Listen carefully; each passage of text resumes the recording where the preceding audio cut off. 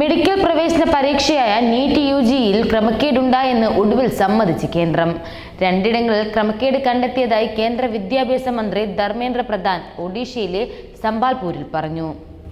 കുറ്റം ചെയ്തവർ ആരായാലും കർശന നടപടി എടുക്കുമെന്നും അദ്ദേഹം കൂട്ടിച്ചേർത്തു. പരീക്ഷാ നടത്തിപ്പിന്റെ ചുമതലയുള്ള ദേശീയ പരീക്ഷാ ഏജൻസിയിലെ ഉദ്യോഗസ്ഥർക്ക് ഇതിൽ പങ്കുണ്ടോ എന്ന് അന്വേഷിക്കും. NDAയെ മെച്ചപ്പെടുത്താൻ ഏറെ മാറ്റങ്ങൾ ആവശ്യമാണെന്നും വിദ്യാഭ്യാസ മന്ത്രി അറിയിച്ചു. ചോദ്യപേപ്പർ ചോർച്ച ഉണ്ടായിട്ടില്ല എന്നും വിട്ടുവീഴ്ച ചെയ്തിട്ടില്ല എന്നും NDA ആവർത്തിക്കുന്നതിന് ഇടെയാണ് വിദ്യാഭ്യാസ മന്ത്രിയുടെ തുറന്നു പറച്ചിൽ. ആരോപണങ്ങൾ ഉയർത്തിയതിനെ തുടർന്ന് നീറ്റിന്റെ വിശുദ്ധി ചോദ്യം ചെയ്യപ്പെട്ടതായി സുപ്രീം കോടതിയും നിരീക്ഷിച്ചു. എങ്ങനെയാണ്, എവിടെ നിന്നാണ് ക്രമക്കേട് ഉണ്ടായത് എന്ന് അധികൃതർ പുറത്തുവിട്ടിട്ടില്ലെങ്കിലും ബീഹാറിലും ഗുജറാത്തിലുമാണെന്നാണ് സൂചന. ചോദ്യപേപ്പർ ചോർന്നതായി ബീഹാർ പോലീസ് നേരത്തെ വ്യക്തമാക്കിയിരുന്നു. പരീക്ഷയ്ക്ക് മുമ്പ് 35 പേർക്ക് ചോദ്യപേപ്പറും ഉത്തരസൂചികയും ലഭിച്ചിരുന്നു എന്നാണ് അറിയുന്നത്.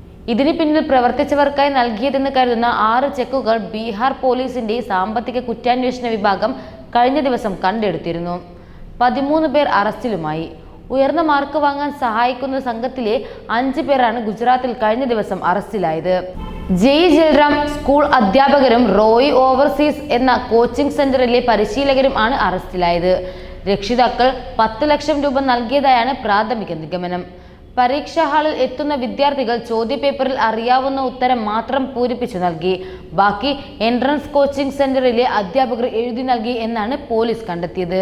നീറ്റ് UG പരീക്ഷയിലെ ക്രമക്കേടുകൾ പുറത്തു വരുമ്പോൾ വെട്ടിലാവുകയാണ് കേന്ദ്ര സർക്കാർ. ഇതിനിടെ രൂക്ഷമായ വിമർശനവുമായാണ് കോൺഗ്രസ് രംഗത്തെത്തിയത്.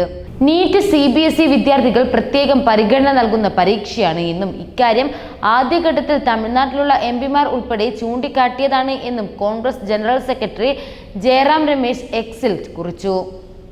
നീറ്റ്, NTA, NCERT എന്നിവരുടെ പ്രവർത്തനങ്ങൾക്ക് അവലോകനം ചെയ്യണമെന്നും അദ്ദേഹം കൂട്ടിച്ചേർത്തു. സുപ്രീം കോടതി നിയോഗിച്ച ഉദ്യോഗസ്ഥരെ കൊണ്ട് അന്വേഷണം നടത്തണമെന്ന് മുൻ മാനവ വിഭവശേഷി മന്ത്രി ആവശ്യപ്പെട്ടു. ദേശീയ പരീക്ഷാ ഏജൻസി പ്രസിദ്ധീകരിച്ച ആദ്യ ഉത്തരസൂചികയെക്കുറിച്ച് 27,200 പേരാണ് പരാതികൾ ഉന്നയിച്ചത്. ഇതിൽ 13,373 പേർ ഫിസിക്സിലെ ഒരു ചോദ്യപേപ്പറുമായി ബന്ധപ്പെട്ടാണ് പരാതി ഉയർത്തിയതെന്നും പരിശോധനയിൽ 2 ഓപ്ഷനുകൾ ശരിയുത്തരമായി കണക്കാക്കി മാർക്ക് നൽകിയിട്ടുണ്ട് എന്നുമായിരുന്നു NDA വ്യക്തമാക്കിയത്. ഒരേ മാർക്ക് വന്നാൽ റാങ്ക് നിർണ്ണയിക്കുന്നതിനുള്ള കഴിഞ്ഞ തവണത്തെ മാനദണ്ഡങ്ങൾ തന്നെയാണ് ഇത്തവണയും തുടർന്നത്. കട്ട് ഓഫ് മാർക്ക് വർദ്ധിച്ചുവെങ്കിലും വിദ്യാർത്ഥികളുടെ മാർക്ക് നിലവാരം ഉയർന്നത് റാങ്കിനെ സ്വാധീനിച്ചു. പരീക്ഷയിൽ വിജയം നേടിയ വിദ്യാർത്ഥികളുടെ ശരാശരി മാർക്ക് കഴിഞ്ഞ വർഷം 273.41 ആയിരുന്നുവെങ്കിൽ ഇക്കുറി അത് 323.55 സിലബസ് കുറച്ചതും പരീക്ഷയുടെ കാഠിന്യം കുറഞ്ഞതും പരീക്ഷാർത്ഥികളുടെ എണ്ണം വർദ്ധിച്ചുവെന്നാണ് വിലയിരുത്തൽ. എല്ലാ സെമസ്റ്ററുകളിലും CCTV ഉണ്ടെന്നും പരീക്ഷാ സമയത്തും അതിനുശേഷവും ദൃശ്യങ്ങൾ വിലയിരുത്തി ക്രമക്കേടുണ്ടായിട്ടില്ല എന്ന് ഉറപ്പാക്കുന്നുവെന്നും NDA പറഞ്ഞിരുന്നു.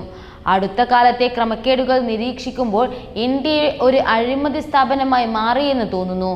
ഏജൻസി നടത്തിയ മിക്കവാറും എല്ലാ പരീക്ഷകളിലും ചില ക്രമക്കേടുകൾ ഉണ്ടായിട്ടുണ്ട്. ABVP ദേശീയ സെക്രട്ടറി ശിവാഞ്ജി ഗർവ പറഞ്ഞു. ഒരു പരീക്ഷാ കേന്ദ്രത്തിൽ നിന്ന് 67 വിദ്യാർത്ഥികൾ 1ാം റാങ്ക് കരസ്ഥമാക്കിയത് യാദൃശ്ചികമാകാൻ പാടില്ല. ഞങ്ങൾ CBI അന്വേഷണം ആവശ്യപ്പെടുന്നു. അത്തരത്തിലൊരു ക്രമക്കേട് ഉണ്ടാവാതിരിക്കാൻ ന്യായവും സുതാര്യവുമായ നടപടി ഉണ്ടാവണമെന്നും ഇദ്ദേഹം കൂട്ടിച്ചേർത്തു.